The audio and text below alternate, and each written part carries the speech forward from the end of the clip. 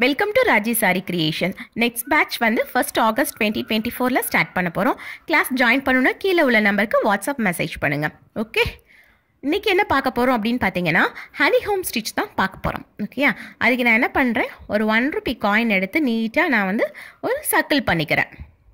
நான் இந்த ஸ்டிச்சை சர்க்கிள் ஃபார்மேட்டில் தான் பண்ண போகிறேன். ஓகேங்களா, இது வந்து சில்க் த்ரெட்டில் தான் நம்ம பண்ண போகிறோம்.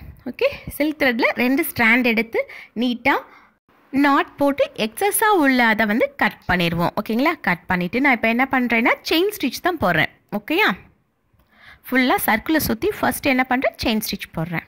ஃபஸ்ட்டு ஒரு ஸ்டிச் மட்டும் இதே லுக்கில் வந்து காட்டுறேன், அதுக்கப்புறம் நல்லா ஜூம் இன் பண்ணி காட்டுறேன். ஓகேங்களா, அப்போ இன்னும் கொஞ்சம் கிளியராக உங்களுக்கு புரியும். ஓகே, இப்போ என்ன பண்ணுறேன், இந்த இடத்துல என் நாட் போட்டு ஃபினிஷ் பண்ணிடுறேன். ஓகேயா, இப்போ என்ன பண்ணுறேன்னா 3 லைன்ஸ் வந்து ட்ரா பண்ணியிருக்கேன். இப்போது அந்த லைனுக்கு நேராக உள்ள ஸ்டிச் இருக்குது பார்த்தீங்களா, அந்த ஸ்டிச்சோட சென்டரில் நான் என்ன பண்ணுறேன், பஞ்ச் பண்ணி த்ரெட்டை இழுக்கிறேன். ஓகே, த்ரெட்டை இழுத்துட்டு அந்த லைன்லேயே ஒரு செயின் ஸ்டிச் போடுறேன். பெனில் லைன் போட்டிருக்கேன் பார்த்தீங்களா, அந்த லைனில் ஒரு குட்டியாக என்ன பண்ண போகிறேன்னா ஒரு செயின் ஸ்டிச் போட போகிறேன். ஓகே, செயின் ஸ்டிச் போட்டுட்டு இப்போ வந்து நம்ம பட்டன் ஹோல் ஸ்டிச் எப்படி போடுவோமோ அதே மாதிரி தான், அப்படியே மேலே அப்வோர்ட் அந்த அவுட்லைன் இருக்குது பார்த்தீங்களா மேலே, அது வந்து ஸ்ட்ரெயிட்டாக இருக்கணும் கோடு. ஓகேங்களா, ஸ்ட்ரெயிட்டாக இருக்கிற மாதிரி மேலே உள்ள செயின்குள்ளே இருந்து நான் என்ன பண்ண போகிறேன்னா த்ரெட்டை வெளியில் இழுக்க போகிறேன். ஓகேயா, எதுக்காக ஏற்கனவே போட்ட செயின்குள்ளே இருந்து இழுக்கிறேன் அப்படின்னா, இது வந்து தனித்தனியாக இந்த ஸ்டிச்சு வந்து நிற்கிது அப்படின்னு தெரியாமல் இருக்கணும் அப்படிங்கிறதுக்காக நான் வந்து ஏற்கனவே போட்ட செயின் அந்த லூப் இருக்குது பார்த்தீங்களா, அந்த லூப்குள்ளே இருந்து நான் எடுக்கிறேன். ஓகே, இப்போ நான் வந்து ஜூமில் காட்டுறேன், இன்னும் கொஞ்சம் கிளாரிட்டியாக புரியும். இது வந்து பட்டன் ஹோல் ஸ்டிச்சஸ் மாடல்னால என்ன பண்ணுறோம், மேலேருந்து த்ரெட்டை இழுத்துட்டு அப்படியே என்ன பண்ணணும், அந்த லைனுக்கு வந்துடணும். ஓகே, லைனுக்கு வரும்போது ஆட்டோமேட்டிக்காக ஒரு லாக் விழுந்திருக்கும். ஓகே, இப்போ அகைன் நம்ம என்ன பண்ண போகிறோம்னா அந்த இடத்துலையே ஒரு லாக் ஸ்டிச் போட போகிறோம். இப்போ ஜூம் பண்ணுறேன் பாருங்கள். ஓகே, புரியுதா, ஏற்கனவே உள்ள செயின் ஸ்டிச்சுக்குள்ளே இருந்து தான் நான் த்ரெட்டை இழுத்துருக்கேன். அதே மாதிரி அப்வர்டில் போகும்போதும் ஏற்கனவே போட்ட செயின்குள்ளே தான் நான் போயிருக்கேன். ஓகேங்களா, இப்போது இந்த இடத்துல ஒரு லாக் ஸ்டிச் போட்டிருக்கேன். போட்டுட்டு அதுக்கடுத்து அந்த லைன்லேயே கண்டினியூ பண்ணி ஒரு செயின் ஸ்டிச் கொடுக்குறேன். ஓகே, செயின் ஸ்டிச் கொடுத்துட்டு அப்படியே ஸ்ட்ரைட்டாக மேலே, ஓகே கிராஸாக போகலாம், நல்லா ஸ்ட்ரைட்டாக போகிறேன். ஸ்ட்ரைட்டாக மேலே இருக்கிற அந்த செயின்குள்ளே அதுக்குள்ளே இருந்து செயின் அந்த லூப் எடுத்து நம்ம என்ன பண்ணணும்னா கீழே நம்ம லைன் போட்டிருக்கோம் பார்த்தீங்களா, அந்த லைனில் கொண்டு வந்து லாக் பண்ணணும். இப்படியே நம்ம என்ன பண்ணணும்னா லாக் பண்ணியே கொண்டு போகணும். இதில் நம்ம பார்க்க வேண்டியது என்னென்னா, நம்ம என்ன பண்ணலை, ஏற்கனவே அந்த அவுட்லைன் போட்டிருக்கோம் பார்த்தீங்களா, அதுக்கு கீழே கொண்டு போகலை, எல்லாமே கண்டினியூஸாக தெரியணும் அப்படிங்கிறதுக்காக நம்ம எப்படி கொண்டு போயிருக்கோன்னா ஆல்ரெடி போட்டு அந்த செயினோட சென்டர் பார்ட்டில் இருந்து நம்ம என்ன பண்ணுறோன்னா பஞ்ச் பண்ணுறோம். ஓகே, இப்போ மேலே உள்ள அந்த அவுட்டர் லைன் இருக்குது பார்த்தீங்களா, அதோட சென்டர் பார்ட்டில் இருந்து என்ன பண்ணுறோம், பஞ்ச் பண்ணி த்ரெட்டை கீழே இழுத்து கரெக்டாக அந்த லைன்லேயே தான் நான் என்ன பண்ணுறேன்னா பஞ்ச் பண்ணி கொண்டு போகிறேன். அதே மாதிரி இந்த சைடு எண்ட் பண்ணும் போது நான் என்ன பண்ணுவேன்னா அந்த அவுட்லைன் இருக்குது பார்த்தீங்களா, அந்த அவுட்லைன் உள்ளேயே தான் என் நாட் போடுவேனே தவிர அந்த அவுட்லைனை விட்டு வெளியிலேயோ இல்லை அவுட்லைனுக்குள்ளேயோ நான் போட மாட்டேன். ஓகேங்களா, இப்போ பாருங்கள், இப்போ கரெக்டாக நம்ம போட்டுட்ருக்கோம். ஓகேயா, இந்த லைன் வந்து பார்க்குறதுக்கு ஸ்ட்ரெயிட் லைன் கரெக்டாக வந்துட்டுருக்கா. இப்போது அடுத்து போடுறதில்ல நான் என்ன பண்ண போகிறேன் அப்படின்னா ஸ்ட்ரெயிட் லைன் வருதில்ல, அதை கொஞ்சம் மேலே லைன் வந்து ராங்காக போட்டால் எப்படி இருக்கும், அதை வந்து எப்படி ரிமூவ் பண்ணிவிட்டு கரெக்டாக போடுறதுங்கிறதையும் காட்டுறேன். ஓகேயா, இப்போது மேலே போயிட்டு கரெக்டாக இது இந்த ஹனி ஹோம் ஸ்டிச் போடும் போது மேலே எல்லாமே ஸ்ட்ரெயிட் லைன்ஸாக போட்டிங்கன்னா பார்க்குறதுக்கு நீட்டாக இருக்கும். அதே மாதிரி ஈக்குவல் கேப்பில் போட்டாலும் பார்க்குறதுக்கு எப்படி இருக்குன்னா நீட்டாக தான் இருக்கும். ஓகேங்களா, இப்போ இந்த இடத்துல நான் என்ன பண்ண போகிறேன், லாக் ஸ்டிச் போட்டேன். போட்டுட்டு அந்த அவுட்லைன் இருக்குது பார்த்தீங்களா, அந்த அவுட்லைன்லேயே நான் என்ன பண்ண போகிறேன்னா என் நாட் போட போகிறேன். இப்போ நான் ஃபஸ்ட்டு கொண்டு போயிருக்கேன்ல, அதை வந்து ஃபஸ்ட் லூப்பாகவும் உள்ள அந்த அவுட்லைனில் பஞ்ச் பண்ணி எடுக்கிறத வந்து செகண்ட் லூப்பாகவும் எடுத்து நான் என்ன பண்ண போகிறேன், அதுக்குள்ளேயே நான் என் நாட் போட்டு ஃபினிஷ் பண்ண போகிறேன். ஓகே, லைட்டாக லிஃப்ட் பண்ணணும் அப்படின்னா என்ன ஆகிடும்னா நாட் விழுக ஆரம்பிச்சிடும். நாட் விழுந்துருச்சுன்னு கன்ஃபார்ம் பண்ணதுக்கப்புறம் சைஸை கம்மி பண்ணிவிட்டு கீழே உள்ள த்ரெட்டை இழுத்துட்டோம் அப்படின்னா லூப் வந்து மேலே நிற்காமல் கீழே போயிடும்.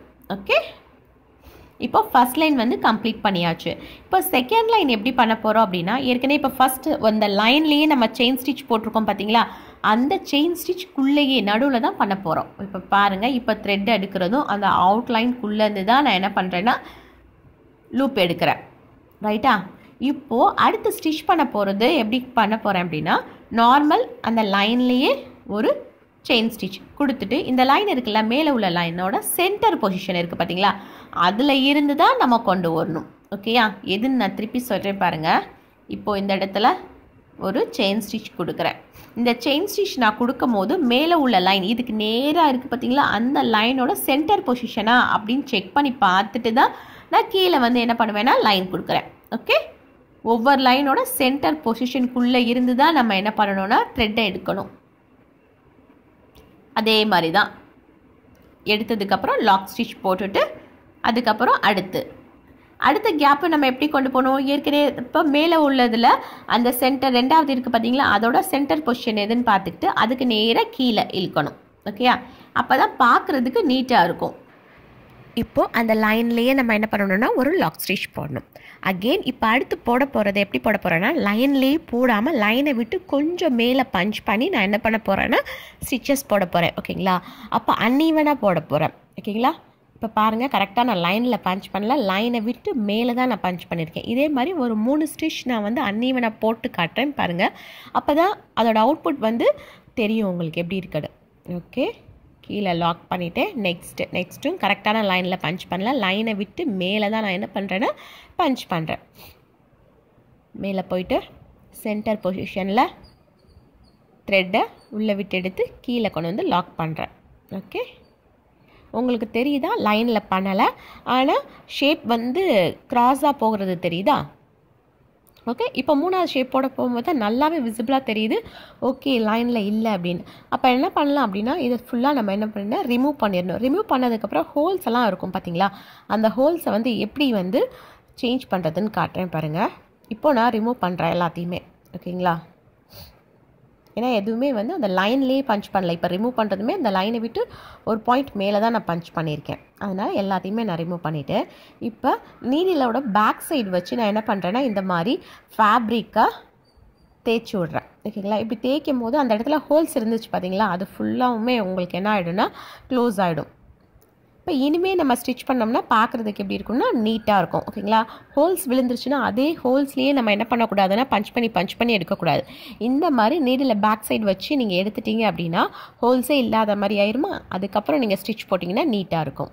ஓகே, இப்போ அகெயின் இப்போ நான் ஏற்கனவே பஞ்ச் பண்ண இடத்தெல்லாம் பாருங்கள், அந்த ரெட் லைன்லேயே பஞ்ச் பண்ணியிருக்க மாட்டேன், அதுக்கு மேலே பஞ்ச் பண்ணியிருக்கேன். இப்போ கரெக்டாக நான் என்ன பண்ண போகிறேன்னா அந்த ரெட் லைன்லேயே தெரியுதா, ரெட் லைன்லேயே பஞ்ச் பண்ணிவிட்டு மேலே சென்டராக பஞ்ச் பண்ணி கீழே இழுத்து ஒரு லாக் போடணும். ஓகே, ஒவ்வொரு லைனையுமே நம்ம வந்து எண்ட் நாட் போட்டு ஃபினிஷ் பண்ணிவிட்டு தான் நம்ம நெக்ஸ்ட் லைன் வருவோம். அப்படி எண்ட் நாட் பண்ணி ஃபினிஷ் பண்ணும்போது நம்ம ஏற்கனவே போட்ட அந்த செயின் இருக்குது பார்த்தீங்களா, அதுக்குள்ளேயே தான் நம்ம என்ன பண்ணுவோம்னா எண்ட் நாட் பண்ணுவோம். இப்போது இந்த இடத்துல வந்து லாஸ்ட்டாக செகண்ட் லைன் முடிக்கிறோம் பார்த்தீங்களா, இப்போது எண்ட் நாட் வந்து எப்படி போடுறதுங்கிறதையும் நான் காட்டுறேன் பாருங்கள்.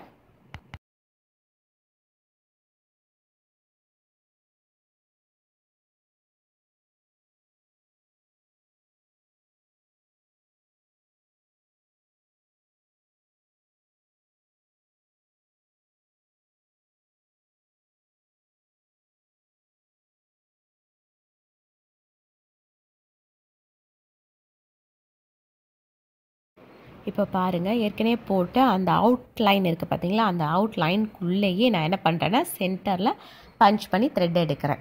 ஓகேங்களா, 2 த்ரெட்டு எடுத்தாச்சு. 2வது த்ரெட்லேருந்து மொதல் த்ரெட்டை நார்மலாக செயின் கொண்டு வர மாதிரி கொண்டு வந்துட்டு அப்படியே மொதல் செயினோட பேக் சைடு இருக்குது பார்த்தீங்களா, அதை பிடிச்சி லைட்டாக தூக்கிடணும். தூக்கிட்டோம்னா நமக்கு என்ன ஆகும்னா நாட் வந்து நீட்டாக விழுந்துடும். ஓகே, இப்போ நெக்ஸ்ட் லைன் போட போகிறோம். மேலே போட்ட மாதிரி தான் அதே மாதிரி தான் நம்ம என்ன பண்ண போகிறோம்னா இந்த சைடு ஃபில் பண்ண போகிறோம். என்னோட சேனலில் ஆரி basic courses and then advance courses ரெண்டுமே தனித்தனியான ப்ளேலிஸ்ட்டில் வந்து போட்டிருக்கேன். ஸோ பேசிக் கற்றுக்கணும்னு நினைக்கிறவங்க அந்த ஆரி பேசிக் கோர்ஸ் இருக்குது பார்த்தீங்களா, அதை பார்த்து கற்றுக்கங்க. அட்வான்ஸ் கற்றுக்கணும்னு நினைக்கிறவங்க அட்வான்ஸ் லெவலில் பார்த்து கற்றுக்கங்க. ஓகேங்களா, ப்ளேலிஸ்ட்டில் நான் போட்டிருக்கேன். தென் இல்லை ஆன்லைனில் லைவ் கிளாஸில் ஆரி கற்றுக்கணும்னு நினச்சிங்கன்னா மேலே உள்ள வாட்ஸ்அப் நம்பருக்கு மெசேஜ் பண்ணுங்கள். உங்களுக்கு கிளாஸ்க்கான எல்லா டீட்டெயில்ஸுமே வாட்ஸ்அப்பில் மெசேஜ் பண்ணுறேன். ஓகே, இப்போது இதையுமே என்ன பண்ணணும்னா ஏற்கனவே மேலே இருக்குது பார்த்தீங்களா, அந்த லைனோட சென்டர்லேருந்து தான் நம்ம எடுத்துகிட்டு வந்து எண்ணாட் போடணும். எண்ணாட் போட்டு ஃபினிஷ் பண்ணதுக்கப்புறம் நம்ம வந்து அவுட்லைனில் வந்து என்ன பண்ணலாம் அப்படின்னு பார்த்தீங்கன்னா ஜர்தோசி வச்சு ஃபில் பண்ணலாம். அப்படி இல்லை அப்படின்னா பஞ்ச் பீட்ஸோ இல்லை சுகர் பீட்ஸோ அதை வச்சு ஃபில் பண்ணலாம். அப்படி இல்லைன்னா கட் பீட் வச்சு ஃபில் பண்ணலாம்.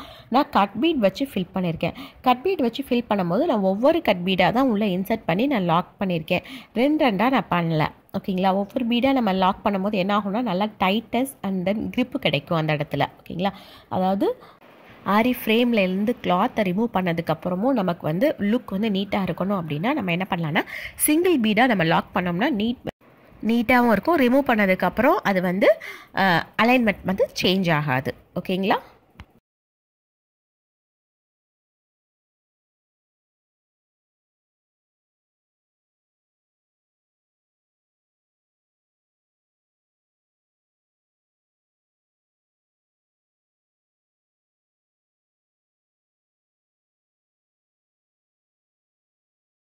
இப்போது இந்த ஸ்டிச் வந்து நம்ம ஃபினிஷ் பண்ணியாச்சு. இப்போ என்ன பண்ண போகிறோம்னா அவுட்லைனில் கட் பீட் வச்சு நம்ம ஃபில் பண்ண போகிறோம். ஓகேங்களா? அவுட்லைன் கொடுக்க போகிறோம். அதுக்கு நான் என்ன எடுத்திருக்கேன் அப்படின்னா இப்போ வந்து கோல்டன் கலர் கட் பீட்னால நான் வந்து ஷீவிங் த்ரெட்டும் கோல்டன் கலரில் தான் எடுத்திருக்கேன். ஓகேயா? ஒவ்வொரு பீடாக நான் என்ன பண்ணுறேன்னா இன்சர்ட் பண்ணி ஸ்டிச் பண்ணுறேன். செயின் ஸ்டிச் போடுறேன். யூஸ் பண்ணியிருக்க நீடில் பார்த்தீங்கன்னா டியூலிப் நீடில் 24 யூஸ் பண்ணியிருக்கேன். பிகினர்ஸ் வந்து டியூலிப் நீடில் யூஸ் பண்ணுங்கள். கொஞ்சம் ப்ராக்டிஸ் ஆக ஆக நீங்கள் என்ன பண்ணிக்கலாம் அப்படின்னா அயன் நீடில் யூஸ் பண்ணிக்கலாம். ஓகே, பாருங்கள். ஒரு டிசைன் போடும்போது நம்ம என்ன பண்ணணும்னா ஃப்ரேமை வந்து ரொட்டேட் பண்ணி போடக்கூடாது. ஃப்ரேமை வந்து நம்மளோட விஷயக்கு ஏற்ற மாதிரி ரொட்டேட் பண்ணி போடக்கூடாது. ஓகேங்களா? நம்ம கை தான் அந்த டிசைனுக்கு ஏற்ற மாதிரி சேஞ்ச் ஆகணும். Front, right side, left side, lap side அப்படின்னு நம்ம கை தான் சேஞ்ச் ஆகணும். ஓகேங்களா? அப்படி தான் ப்ராக்டிஸ் பண்ணால் தான் உங்களுக்கு வந்து ஒரு ப்ளவுஸ் போடுறதுக்கு ஈஸியாக இருக்கும்.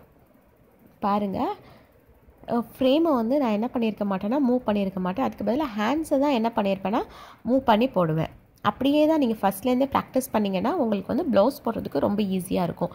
அதே மாதிரி ஆரி காட்டில் நீங்கள் போடுறதுக்கும் அதுதான் வந்து யூஸ்ஃபுல்லாக இருக்கும். நீங்கள் ஃப்ரேமை ரொட்டேட் பண்ணி போட்டுக்கிட்டீங்க அப்படின்னா காட்டில் வந்து உங்களால் டிசைன் போட முடியாது. அது கஷ்டமாக இருக்கும். இந்த ஸ்டிச்சை நம்ம ஃபினிஷ் பண்ணியாச்சு. ஓகேயா?